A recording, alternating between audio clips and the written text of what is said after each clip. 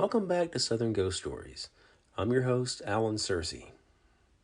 So I hope you enjoyed last week's episode about the old Galt House in Louisville, Kentucky. If you'd like to learn more about the old hotel, please check out our book, Southern Ghost Stories Louisville. Today, we're going to be talking about the old Central State Hospital in Nashville, Tennessee. After the original Tennessee Hospital for the Insane on 12th Avenue South was deemed unfit in 1848, the Tennessee State Legislature allocated funds to build a new facility on the Murfreesboro Turnpike, which is 6 miles south of downtown Nashville. So the new facility, it was a large fortress-like structure, and it was erected on the site there in South Nashville. The Tennessee Hospital for the Insane officially opened in 1851, but it was rebranded Central State Hospital for the Insane the following year. And even though the patients were now being treated in a state-of-the-art healthcare facility, by modern standards, the treatment was quite primitive. While isolation was standard and a genuinely accepted means of punishment for patients and inmates, in the mid to late 19th century, those in the asylum were put in straitjackets and thrown in a pitch-black basement for an extended amount of time. In some cases, bloodletting, electric shock, and lobotomies were performed on patients suffering from various conditions. On the night of March 13, 1891, a desperate inmate looking to escape started a fire in the west wing of Central State. Around 10:15 p.m., thick black smoke was spotted by night watchmen coming from that part of the asylum. As the entire hospital was evacuated, the fire department was called. Unfortunately, the fire chief couldn't be found, and the fire company refused to come to the scene without direct orders. Yet a few hours later, the chief arrived at the fire hall and ordered his men to the asylum. By the time the firefighters arrived at Central State with 2 horse-drawn engines, the west wing had collapsed, and the entire hospital was at risk of being burned to the ground. Central State staff, inmates, and volunteers formed a bucket brigade from a nearby pond and battled the blaze alongside the fire company. After several long hours, the fire was finally extinguished. Of the 125 patients at Central State that night, only 8 died in the fire. Each of them was stuck in the west wing after it collapsed. It was believed the trapped inmates died from smoke inhalation. One female inmate died after being evacuated. In the confusion, she fell into a pond, and she didn't know how to swim. By the time anyone saw her, she had drowned. So the mental hospital was rebuilt, and gradually life went back to normal. During the mid-20th century, Central State's population exploded, and the hospital grew from a few hundred to over 2,200 patients. While some of the patients were admitted voluntarily, many were sent there by the courts to receive treatment. With so many people coming into the facility, dozens of buildings like a superintendent's house and a hilltop rehab facility were added to the complex. Yet despite the influx of patients, Central State's budget stayed the same. Well, in 1964, Dr. John Wilson became the new superintendent of the hospital.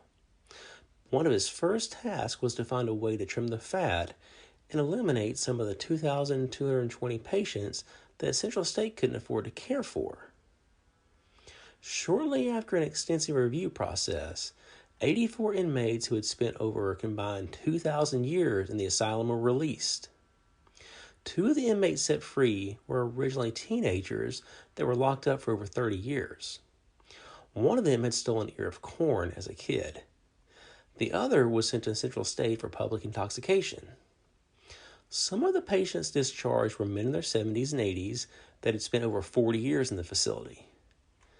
Ironically, one patient returned shortly after he was released. After spending 20 years at Central State, one man was hired immediately after he was released, and he worked there as an aide. While Dr. Wilson's plan to release patients did shake things up at the hospital, the local paper, the Tennessean, dropped an atomic bomb on the facility in January 1971 about the conditions and practices of Central State.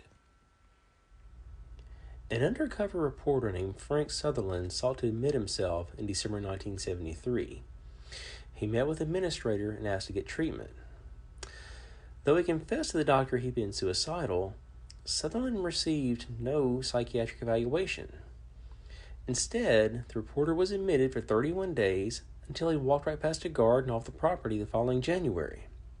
In fact, Sutherland actually waved and said goodbye to the guard, who did nothing to stop him. In his series of articles about his time in the hospital, Sutherland railed against Central State, calling it a warehouse for the storage of people that was unaccredited by the government. According to his investigative reporting and undercover work, he discovered that 8 of the 14 doctors were from out of the country and didn't have medical licenses.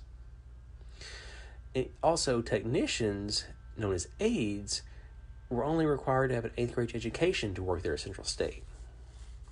The aides were often more of a hindrance than a help to patients in some cases, and fights between the patients and the aides were commonplace. Those on the inside knew that if they wanted marijuana or alcohol, the orderlies could obtain it for them. In addition to procuring drugs, aides were often known to steal foods from patients. One patient had voluntarily checked himself out, told Sutherland, "The aides are sicker than the patients." Personal hygiene was all but non-existent there at the hospital, as the undercover reporter got lice and athlete's foot during his stay. In order to shave, he had to share razor blades with fellow patients in bathrooms that were covered in urine, feces, and vomit. And although cats were kept on the property as a deterrent to mice, the facility was infested with mice and roaches. And some of them were actually captured and kept by the patients there as pets. So in the month Sutherland was committed to the asylum, he lost 10 pounds. The rapid weight loss is due in large part to a diet of eggs, toast, and rice for breakfast, and lukewarm spaghetti noodles, minus spaghetti sauce.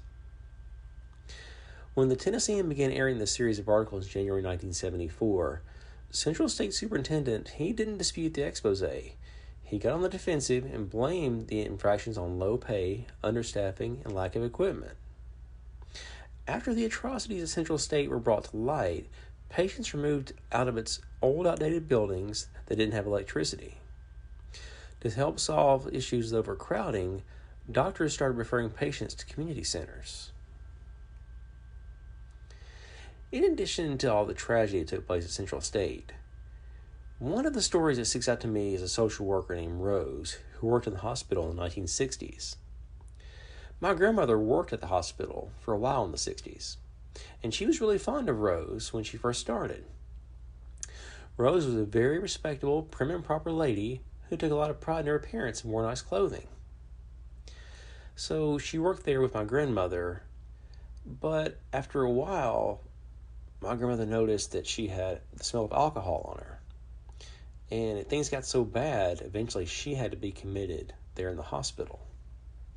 According to my grandmother, it didn't really affect her seeing the patients, but when people like her coworkers started getting committed, it really started to bother her. She worked there for 11 years. They asked her to come back when she quit, and she told them no. After 147 years in operation, the old Central State shut down in 1995 after some inmates started a fire and a riot in the facility. The remaining patients were relocated to a new mental health facility in nearby Donaldson. On the south end of the old hospital campus is a burying ground that was originally a potter's field for patients that died there in the hospital. After folks began dying in the asylum, officials notified the next of kin. But in most cases, the relatives couldn't pay to have their remains sent back home. The state provided a simple wooden coffin, and a patient was buried there in the cemetery. Even though each individual received a complimentary casket, markers and tombstones were only provided if a family member chose to buy one. Sadly, many of those buried in the potter's field remain a mystery due to the lack of headstones and accurate records. The 1.4-acre burial ground contains 300 documented graves. Nevertheless, the old potter's field is believed to contain over 1,600 graves. All records were lost in 1974 when a tornado struck the hospital archives building. Once the hospital closed, the cemetery was forgotten about, and the grass and weeds began to overtake the remaining markers. Fortunately, state officials stepped in and placed the remaining headstones against a tree there in the old potter's field.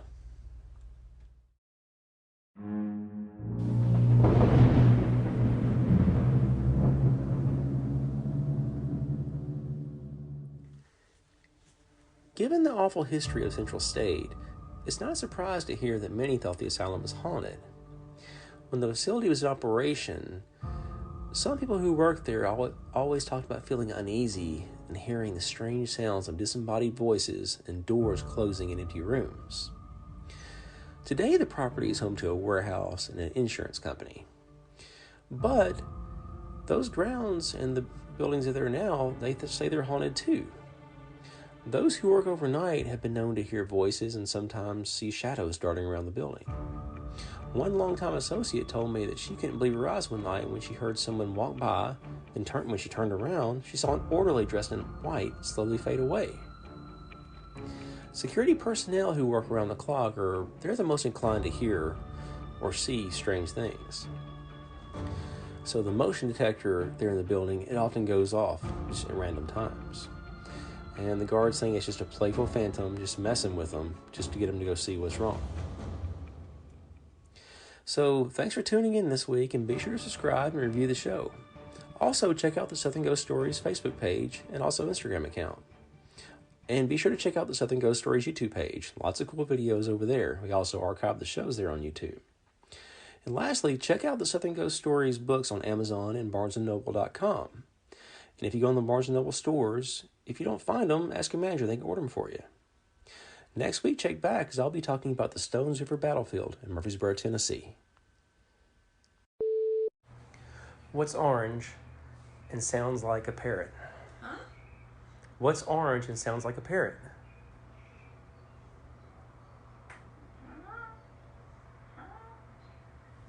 What's orange and sounds like a parrot?